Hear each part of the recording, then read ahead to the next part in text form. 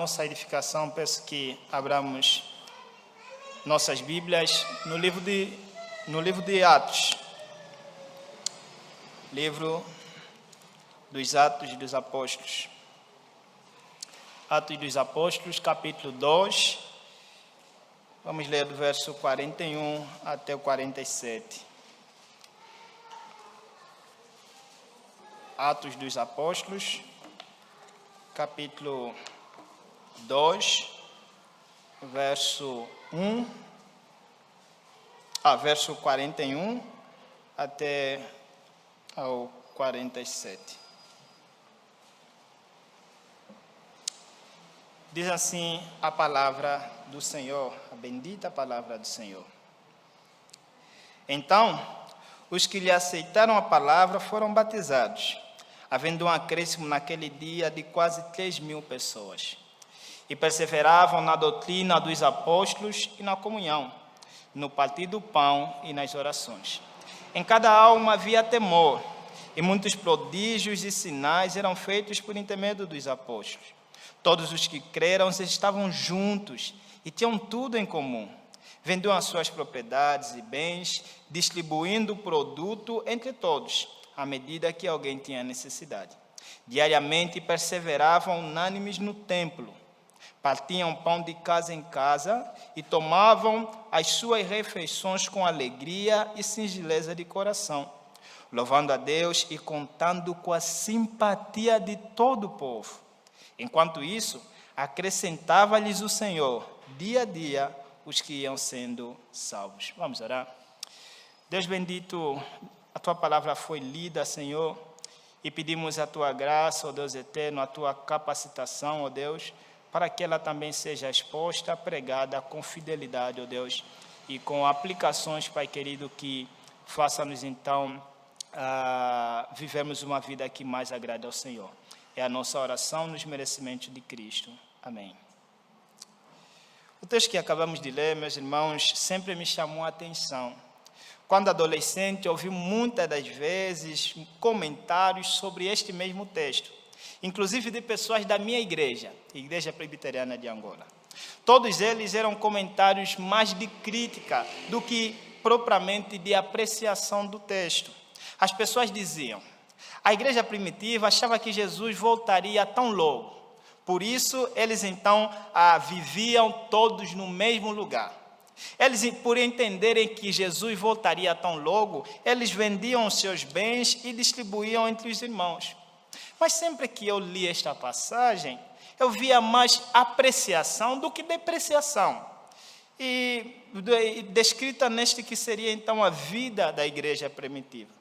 Se passaram muitos anos que eu não preguei nesse texto, por não entender por que muitos depreciam esse texto, dizendo que eles entenderam mal, né? Estou dizendo, não todos, mas algumas pessoas fazem dizendo que lá entenderam mal, pensaram que Jesus voltaria logo, porque eu acho muito belo o que é descrito aqui, sobre como a igreja primitiva vivia. Passaram-se muitos anos. E depois, meus irmãos, de 10 anos, pela primeira vez, eu vou pregar nesse texto. No seminário, tivemos até o privilégio de fazer exegese. E aí, na exegese, no livro de Atos. E aí eu falei, quer saber? Eu vou escolher esse texto. Eu quero saber o que esse texto tem a nos ensinar. Então, meus irmãos, hoje eu gostaria de ver com vocês a preciosidade do texto que acabamos de ler. Há uma discussão teológica se o livro de Atos ela é descritiva ou normativa, ou seja, ela é uma história, conta apenas uma história, ou há normas aí, ou há normas dizendo como nós devemos ser, como a igreja deve ser. Há uma discussão quanto a isso. Eu acredito que sim, o livro é descritivo, é um livro histórico.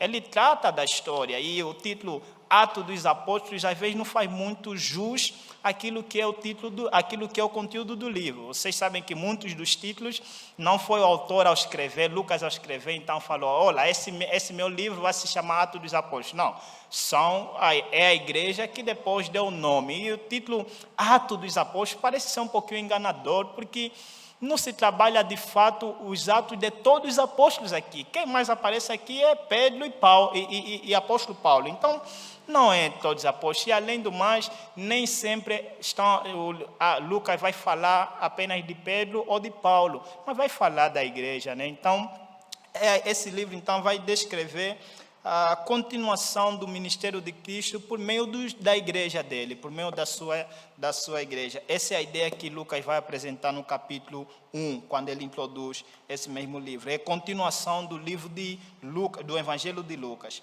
Então, meus irmãos, eu acredito que é sim descritivo, porém, há certas descrições aqui que servem, digamos assim, de parâmetro, de modelo para nós, né? Há certas coisas, como, por exemplo, o texto que nós acabamos de ler. Há coisas aqui que a gente precisa aprender e que precisa tornar-se norma para nós, com certeza, com boa interpretação e boa aplicação. Há uma riqueza no nosso assunto, meus irmãos, há uma riqueza no assunto do nosso texto, e achei que poderíamos muito bem, e seria muito desperdício, ou não aproveitaríamos muito, se eu pregasse o texto todo no dia de hoje. É muita coisa, e pregar todo ele no dia de hoje seria muito, teria que resumir muita coisa e a gente perderia muita coisa. Por isso eu resolvi, meus irmãos, fazer então exposições nesse texto aqui, parte por parte, de tempo em tempo, se o Senhor permitir. Então, tenciono pregar 5 vezes nesse texto que nós acabamos de ler. E para isso, debaixo da temática, a igreja que devemos ser, gostaria então de ver com os irmãos nesse texto aqui sobre a igreja que devemos ser. Se Deus nos permitir, serão 5 sermões nesse texto, à medida que eu for voltar aqui no púlpito para pregar. Hoje nós começaremos com a primeira característica da igreja que devemos ser. Hoje nós nos focaremos apenas no verso 42 e na parte A do verso 42. E aqui, meus irmãos, ele vai dizer: e perseveravam na doutrina dos apóstolos. E hoje, então, meus irmãos, sobre esse assunto, a igreja que devemos ser, a primeira coisa que nós devemos, então, atentar é que devemos ser uma igreja que persevera na doutrina. Uma igreja que persevera na doutrina. Esse é o nosso assunto do dia de hoje. Devemos ser uma igreja que persevera na doutrina. Olha como ele diz: e perseveravam na doutrina dos apóstolos. Calma aí. Primeiro a gente precisa ver a necessidade desta mesma doutrina. Nos parece um pouquinho estranho no nosso tempo que desassociamos doutrina do Espírito Santo. Às vezes até a gente usa por aí os jargões, né? Ouvimos por aí os jargões que a letra mata, mas o Espírito vivifica. O que nós precisamos é do Espírito e não da letra. Mas parece que não é o caso daqui da igreja primitiva. Se você é crente e tem lido a tua Bíblia, e acredito que você tem lido a tua Bíblia, no capítulo 2, no princípio, está lá descrito a descida do Espírito Santo. Então, certo dia, no dia do Pentecostes, então se cumpriu a promessa que Cristo fez para a sua igreja, que ele enviaria o Espírito Santo, que habitaria então nos crentes. E aí então está escrito que o Espírito Santo desceu sobre os crentes. E então eles ficaram todos cheios do Espírito Santo. Mas uma coisa interessante, meus irmãos, que depois disso aí houve um alvoroço que vocês muito conhecem. Paulo e Pedro vai explicar para os judeus de que eles não estavam embriagados, mas aquilo era o Espírito Santo. Eles estavam falando em outras línguas, e aqui outras línguas são os idiomas dos outros povos, como medos, persas, da Mesopotâmia e tudo. Então, estavam falando nessas línguas sobre as grandezas de Deus, falando de Deus para esse povo, numa língua que eles nunca haviam aprendido antes. E aqui então Pedro vai pregar para eles. Isso é o cumprimento do que está escrito lá, né, do que está escrito lá em Joel capítulo 2, que Deus derramaria do seu Espírito sobre os seus servos. E aqui está o cumprimento. E Deus cumpriu isso aqui por causa de Cristo Jesus que vocês mataram. Eles então, compungidos com a pregação de Pedro, falaram: irmãos, e agora que faremos? E Pedro então os exorta dizendo: arrependei-vos e cada um de vós seja batizado para a remissão dos vossos pecados e recebereis a promessa do Senhor, que é o Espírito Santo. E no versículo que nós começamos, 41, é registrado que essas pessoas que ouviram Pedro, que eram mais de 3.000, que era muita gente, né, porque estavam lá no dia do Pentecostes, que era a festa judaica, e então nesse dia 3.000 pessoas, ou quase 3.000 pessoas, então se converteram, se arrependeram dos seus pecados, se converteram e foram batizadas, essas quase 3.000 pessoas. E essas pessoas então compuseram a igreja primitiva. Já tinha 120, que é registrado lá em Atos 1, e aqui em Atos 2, 120 mais esse quase 3 mil, foi uma grande população, um grande povo lá. E então esses compunham inicialmente a igreja primitiva, e aqui Lucas vai descrever como essa igreja primitiva vivia. A primeira coisa é que eles perseveravam na doutrina dos apóstolos. Nos parece estranho, como assim alguém que já está cheio do Espírito Santo e ainda necessita da doutrina? Como assim necessitar da doutrina se nós já estamos cheios do Espírito Santo? O que importa não é estar cheio do Espírito Santo, e o que importa não é nós aprendermos do Espírito Santo, porque devemos nos sentar aos pés dos homens falíveis. Já temos o Espírito Santo, que é Deus, mas aqui, meus irmãos, nós vemos que a igreja primitiva era diferente. A despeito do Espírito Santo que haviam recebido, eles se sentavam para aprender a doutrina aos pés dos apóstolos. Por quê? Porque o Espírito Santo é o Espírito da verdade. O Espírito Santo e a doutrina não são exclusivas uma da outra. Nós precisamos do Espírito Santo, mas também precisamos da doutrina, pois o Espírito é o Espírito da verdade e a sua missão é nos conduzir à verdade. Por isso, por mais que a igreja estava cheia do Espírito Santo, o Espírito Santo estava sobre a igreja, eles ainda assim se sentavam aos pés dos apóstolos. Por quê? Porque esta era a ação do Espírito Santo. É o Espírito Santo quem lhes conduzia para sentar-se aos pés daqueles que foram vocacionados para este ofício de quê? De instruir eles.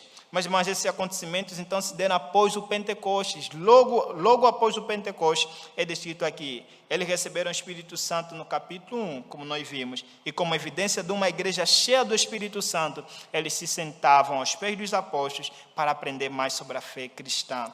Aqui eu já consigo pelo menos imaginar a igreja falar: ai, apóstolos, nos contem mais sobre Jesus, conta-nos sobre Jesus, como foi que padeceu na cruz para nos salvar, ouvimos que ele andou sobre o mar, é verdade, nos conta mais, queremos mais saber. E eles estavam ali desejosos em aprender cada vez mais sobre a doutrina dos apóstolos. Doutrina é a palavra para o ensino sobre a pessoa, vida e obra do nosso Senhor Jesus Cristo. Eles estavam lá: nos contem mais, queremos crescer, queremos conhecer mais desse nosso Salvador. Ele nasceu mesmo da Virgem Maria? Maria estava mesmo virgem? Nos conta como foi isso aqui, como foi que o nosso Salvador, era uma pessoa com duas naturezas, era homem e Deus, 100% homem, 100% Deus, como isso funcionava? Me fala mais sobre a cristologia, me fala mais sobre o seu ministério, como é que ele foi, como é que ele multiplicou os pães, o que ele fez, o que ele usou? Eles estavam lá desejosos em aprender mais do ensino sobre a pessoa, a vida e a obra do Espírito Santo.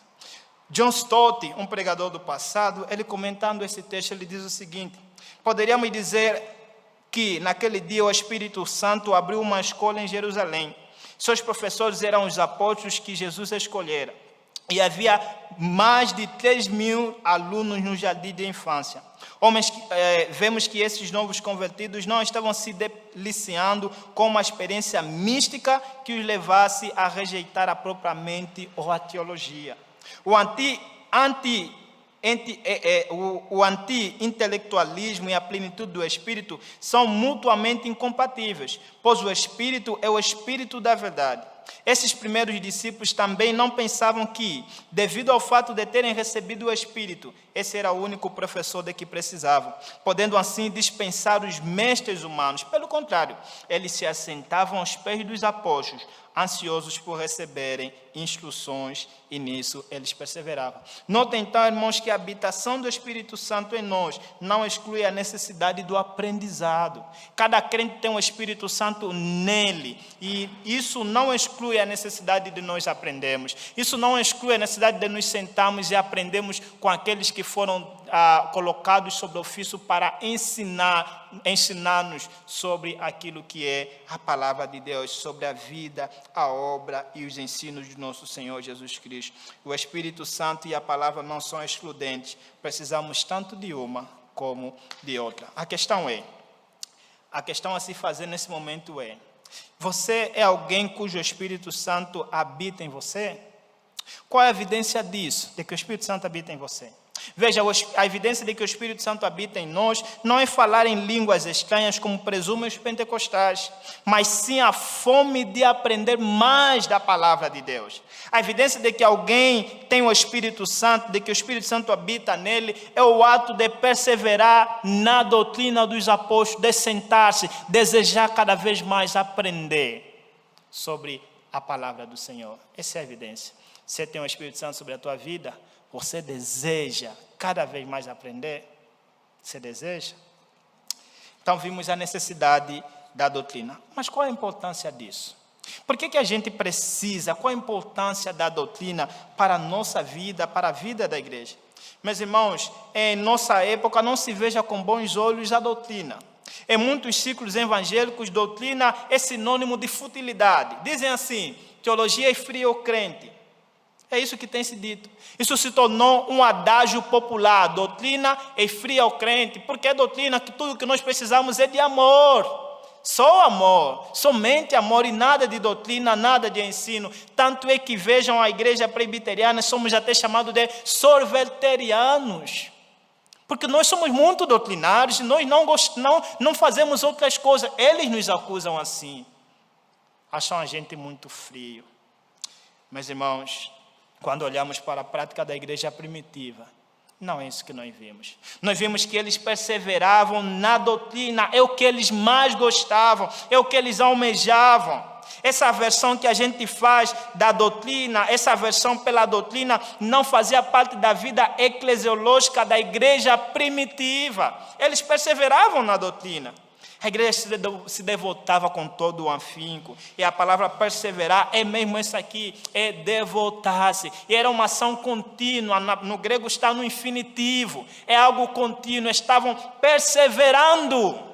Uma outra forma de traduzir seria isso. E perseveravam, e perseverando na doutrina dos apóstolos, né? Eles estavam então perseverando nessa mesma doutrina. Meus irmãos, é hoje que a igreja tem divorciado a doutrina da piedade, ortodoxia da autopraxia.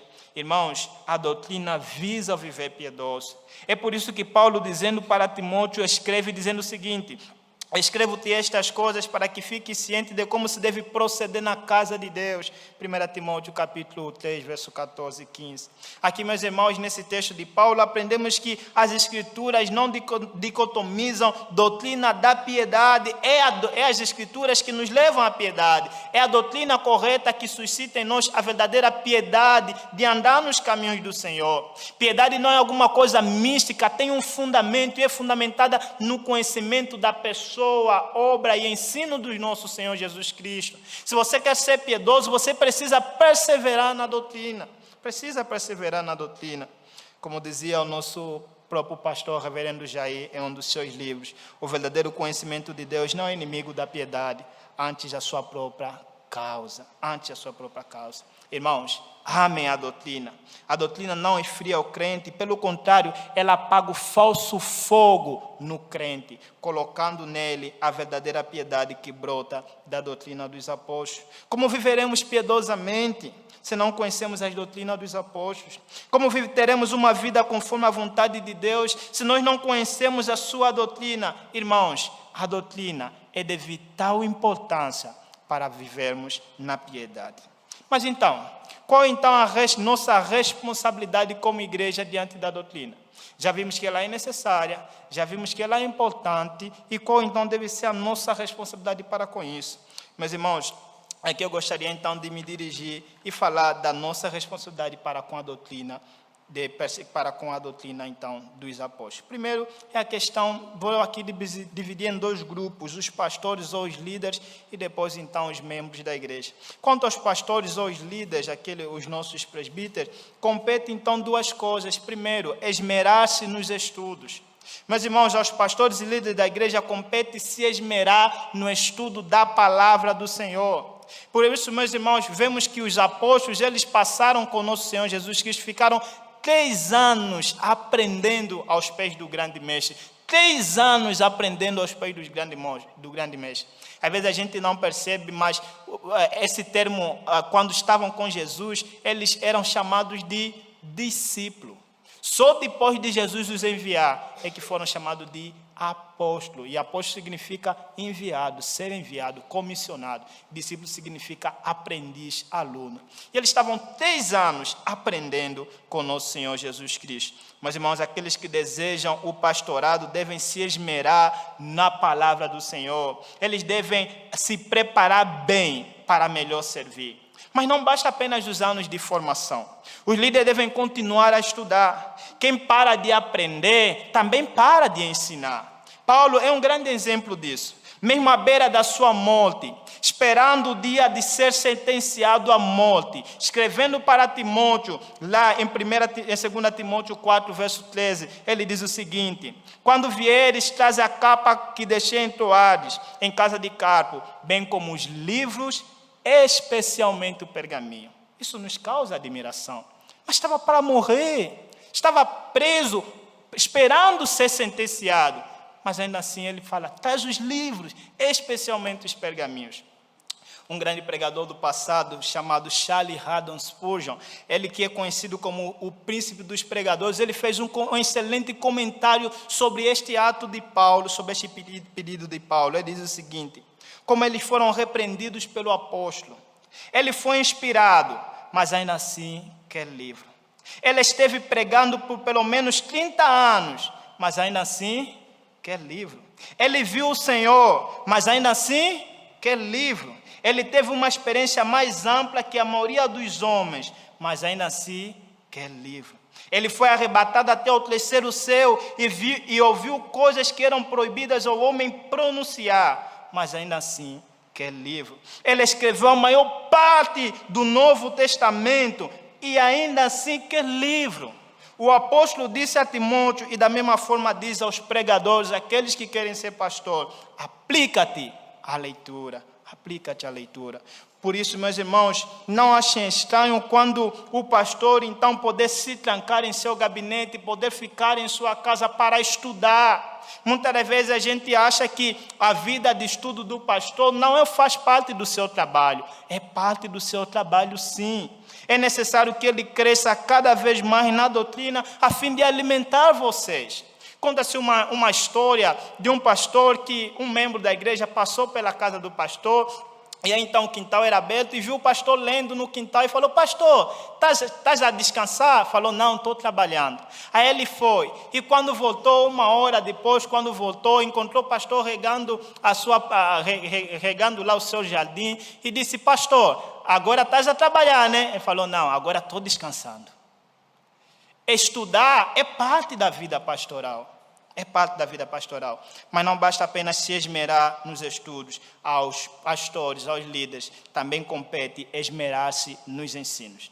Essa é a segunda responsabilidade no que tange à doutrina, é se esmerar no ensino. Essa exortação, meus irmãos, também podemos ver em Romanos capítulo 12, verso 7. O que ensina, esmere-se ao fazê-lo ou no fazê-lo. Essa é a principal função do pastor. Ele é ministro da palavra e dos sacramentos, como diz a nossa confissão. Esta é a principal função dele, e os demais trabalhos não devem sufocar este que é a principal função do pastor. Seu principal trabalho é alimentar o rebanho com a palavra de Deus. Por isso ele deve se esmerar no ensino, e deve se esmerar nos estudos e se esmerar no ensino. Mas, irmão, foi assim com os apóstolos também.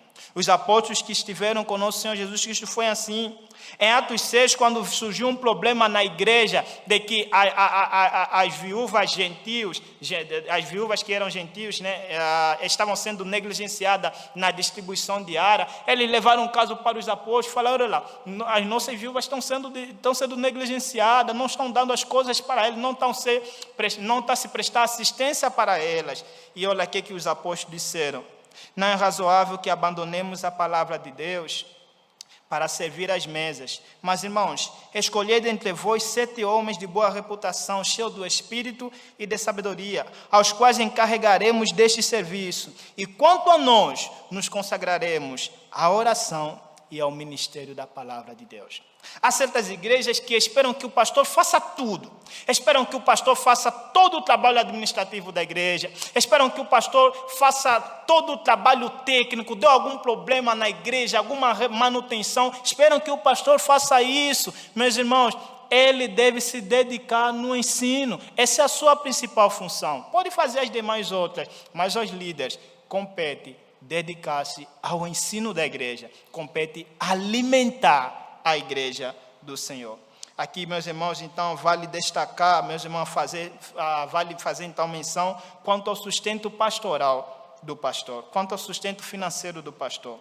É necessário que a igreja saiba garantir a manutenção financeira do pastor. Por quê? Para que ele não tenha que se preocupar com outras coisas, além de estudar e alimentar vocês com a palavra do Senhor. Lembre-se, meus irmãos, uma armadilha diabólica consiste em fazer com que os ministros sejam privados de seus sustentos para se dedicar às outras atividades que o desviem do estudo e do ensino da palavra de Deus. Lembre-se disso. Mas então, qual é a responsabilidade dos membros da igreja? Se ao pastor compete se esmerar nos estudos e se esmerar no ensino, qual então seria a nossa responsabilidade, a tua responsabilidade como membro da igreja? Meus irmãos, a primeira coisa que nós aqui destacaríamos seria o dedicar-se à doutrina. Seria se dedicar para aprender, dedicar-se no ensino. Se o pastor vai ensinar, você deve se dedicar no aprender. E isso que nós vemos aqui na igreja primitiva. Os discípulos perseveravam, se dedicavam, se devotavam com afinco ao aprendizado. Então devemos nos dedicar ao aprendizado, devemos vir para o culto para aprender, devemos não negligenciar a palavra de Deus, devemos não negligenciar a escola bíblica dominical, devemos não negligenciar os estudos de quarta-feira. Temos aqui muita oportunidade. Graças a Deus, a igreja presbiteriana, pelo menos algumas tendem a sair dessa linha aqui, tem muito da palavra de Deus. Tem muita oportunidade, os pastores são gabaritados, de fato são mestres na palavra, estão ali sempre ensinando na escola dominical, ensinando no culto público, ensinando na quarta-feira sempre. Mas qual é a realidade que nós vemos? As escolas dominicais vazias, quarta-feira vazia, o povo já não vem para aprender. Já não vem para aprender. Veja como você é diferente com relação à igreja primitiva. Eles perseveravam na doutrina dos apóstolos, eles se dedicavam no ensino dos apóstolos. Mas nós já não queremos aprender. Nós achamos que já sabemos muito, ou pelo menos você acha que já sabe muito e já não quer aprender. Mas, irmãos, devemos, como menino recém-nascido, nós devemos desejar o genuíno leite espiritual, a fim de crescermos na graça e conhecimento do nosso Senhor Jesus Cristo. Meus irmãos, é lastimável que hoje algumas igrejas têm relegado a doutrina ao esquecimento, ao último lugar, senão ao esquecimento. Certa vez eu ouvi um pastor presbiteriano, por sinal, numa atividade lá no Mackenzie, que dizia o seguinte: eu na minha igreja acabei com um cultinho de doutrina e coloquei o culto de libertação. E de fato eu vi isso. Quando eu fui para Londrina, eu conheci a igreja desse pastor, uma congregação da igreja desse pastor, e pela primeira vez em toda a minha vida de presbiteriano, pela primeira vez, eu vi na placa da igreja, domingo, culto público, quarta-feira, culto de libertação. Que lastimável! Que lastimável isso tem acontecido. Mas você aqui tem o privilégio de aprender com um bom mestre, mas muitas vezes você negligencia isso. A outra coisa é que precisamos examinar a doutrina que a gente recebe. Precisamos, meus irmãos, conferir o que nós recebemos, se é conforme a doutrina dos apóstolos. Veja, em que eles perseveravam? Na doutrina dos apóstolos. Ninguém tem autoridade para aumentar alguma coisa. O pastor deve pregar nada além e nada aquém daquilo que os profetas e os apóstolos ensinaram, pois é o fundamento da igreja, como está lá em Efésios capítulo 2, no versículo 20. Devemos então examinar com o que ensinam. Devemos ser a semelhança dos crentes de lá de Bereia, que lemos lá em Atos capítulo 17, conferir nas escrituras se é conforme mesmo assim, se é mesmo assim, devemos examinar. Mas não só examinar, devemos guardar também a palavra de Deus em nosso coração. Ele perseveravam na doutrina dos apóstolos. Nós devemos, meus irmãos, guardar, receber a palavra de Deus com fé, com amor, mansidão e prontidão de espírito. Devemos mostrar diligência em guardar em nosso coração a doutrina e colocar em prática aquilo que a gente aprende. Não importa, meus irmãos, se o que está sendo pregado é duro demais, é a palavra de Deus, você conferiu o que é a palavra de Deus, não importa, renuncie à tua vontade e viva aquilo que te é ensinado. Viva aquilo que é ensinado. E por último lugar, nós também devemos proclamar esta mesma doutrina. Você não apenas deve a se dedicar a aprender, não apenas deve examinar, não apenas deve guardar, mas também proclamar. Devemos, meus irmãos, usar as palavras que nós aprendemos aqui para nos instruirmos e nos aconselharmos uns aos outros, entre nós mesmos aqui, que é a atividade interna da igreja. E Paulo também vai dizer isso aqui, lá ele aconselha a igreja de Colossos sobre isso. Habite ricamente em vós a palavra de Cristo, instruindo-vos e aconselhar-vos mutuamente em toda a sabedoria. Devemos fazer isso. Mas não só entre nós, as palavras que também ouvimos, devemos levar para aqueles que não conhecem a Jesus, falar, olha que bondoso o Salvador, ele morreu pelos pecadores, eu estava perdido, mas ele me salvou, e ele tem prometido na sua palavra, de que ele vai mudar, vai renovar este mundo, vai trazer uma nova vida para a gente. Se você crê em Cristo, você vai ser chamado filho de Deus, Jesus vai ser o teu bondoso Salvador. Devemos também proclamar esta mesma verdade. Meus irmãos, sobre essa questão de proclamar, certamente ainda veremos num dos sermões, se Deus permitir. Por hoje, basta observarmos a primeira característica que devemos ser. Quanto à igreja que devemos ser, qual igreja devemos ser? Devemos ser uma igreja que persevera na doutrina. São 5 coisas que esse texto nos apresenta, e se Deus quiser, vamos falar sobre ele. Mas um fato interessante, meus irmãos, é que nessa lista que aqui é apresentado, a perseverança na doutrina encabeça a lista. Eu não creio que seja uma questão de prioridade ou de importância. Não creio, todas elas são importantes. Mas chama a minha atenção, e é um fato de apreciar que ela aparece em primeiro lugar nessa lista. É muito sugestivo. Por quê? Porque a doutrina é a base para as demais coisas que aparecem aqui nesse mesmo texto. A doutrina é o fundamento para as demais coisas. Portanto, as mesmas palavras ditas para Paulo servem para nós hoje. Tenha cuidado de ti mesmo e da doutrina. Continua nestes deveres, porque fazendo assim, te salvarás tanto a ti como aqueles que te ouvem. 1 Timóteo, capítulo 4, verso 16. Que Deus nos abençoe. Meus irmãos,